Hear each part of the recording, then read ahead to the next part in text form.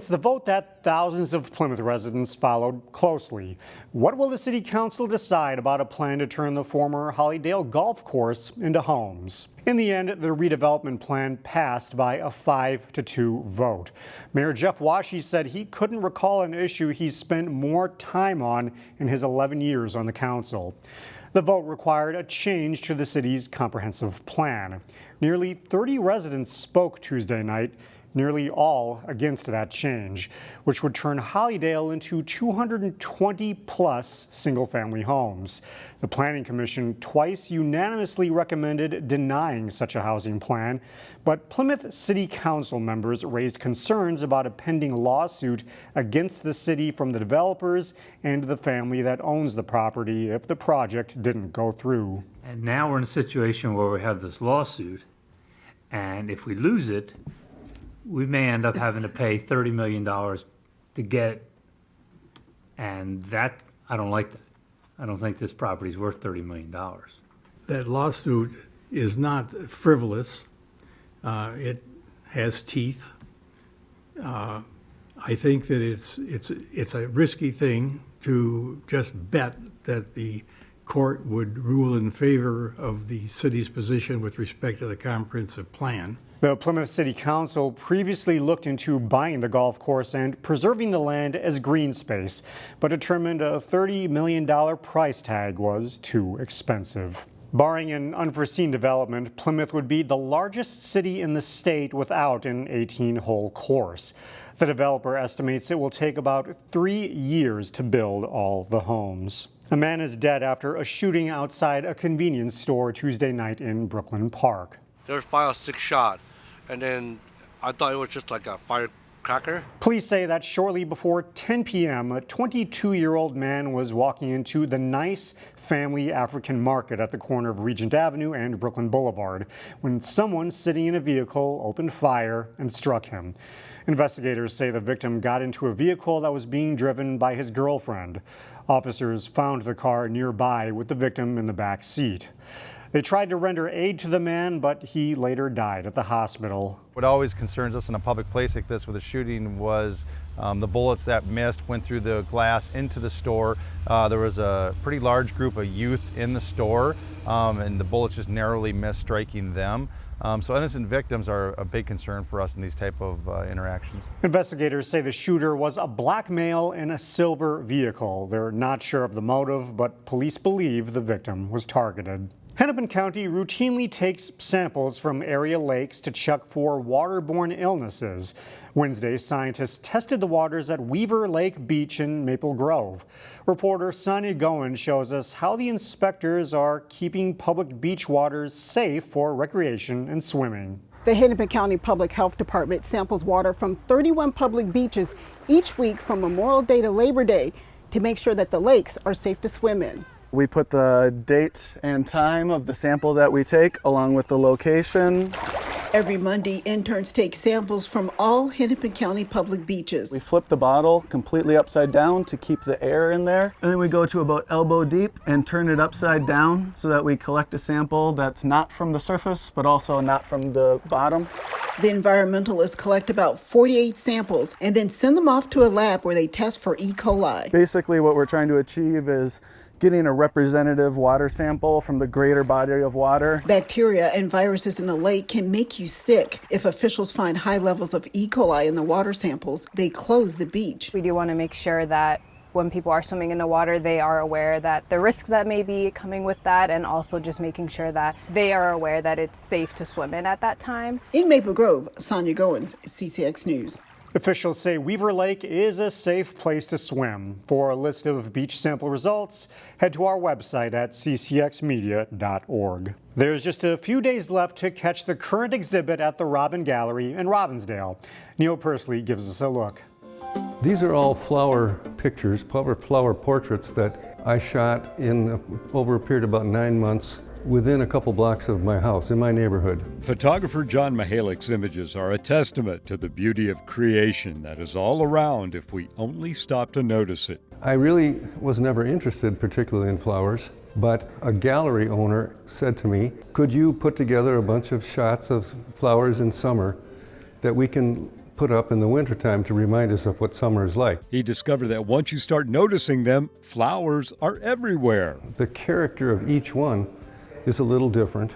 Well, they're like people in that way. In fact, many of them remind me of people. The gallery is split between the images of Mihalik and the painting of Michelle Coppin. I paint on the back of glass. It's a very old technique. Coppin was heavily influenced by trips and artwork she saw in India. It goes back to antiquity, but it became very familiar in the Middle Ages in religious art. Many of the pieces on display were done during the last year. It requires starting with the foregrounds, with the details, and working towards the backgrounds.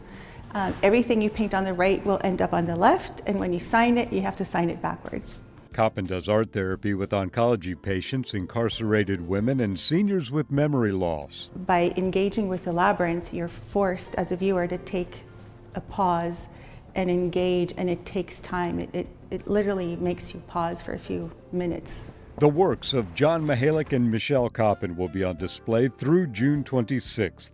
From Robbin Gallery in Robbinsdale, Neil Persley, CCX News. And we'll be right back.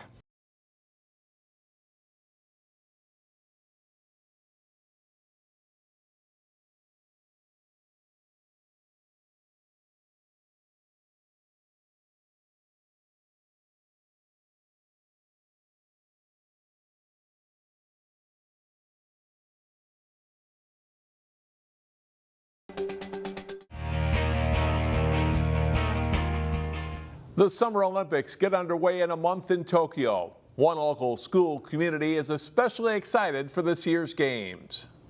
It's not often you get an Olympian from a local high school, and to get more than one in the same year? You know, two from the same school and the same team, which is remarkable. Distance runner Joe Klecker and sprinter Joe Fahnbulleh, now pronounced Fahnbulleh, both graduated from Hopkins High School and will run in the Olympic Games next month in Tokyo. We're excited to think about things differently as far as who we're looking for and who we're cheering for, and whether it's Joe Fahnbulleh in his sprints and maybe even a relay, or Joe Klecker in one or two events. That's to be decided. We're going to be excited just to watch their faces. 2015 Hopkins graduate Klecker secured his spot on Team USA by finishing third in the 10,000-meter run at the Olympic trials this past weekend. But Joe Klecker is coming back. After leaving Hopkins, Klecker was a standout runner at the University of Colorado and now runs professionally. Just watching him throughout the COVID blackout period, he was very focused in training, doing all the little things that athletes do to make themselves great, whether it's training at elevation for his activity, or the coaching, or just the diet. All those little things add up, and fortunately for Joe, it added up at the right time. 2019 Hopkins grad Fahnbulleh will compete at the Summer Games for Liberia.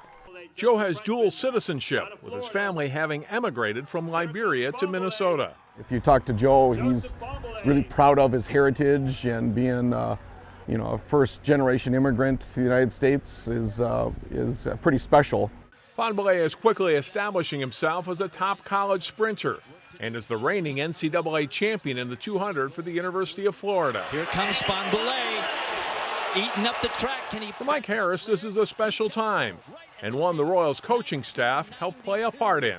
And I would say that here at Hopkins, with Andrea Yesnes, Nick Lovis, and myself, along with the other support staff that we have, we formed just this network of really creating an environment where kids can hopefully see themselves succeed academically and athletically. And good luck to Joe and Joe.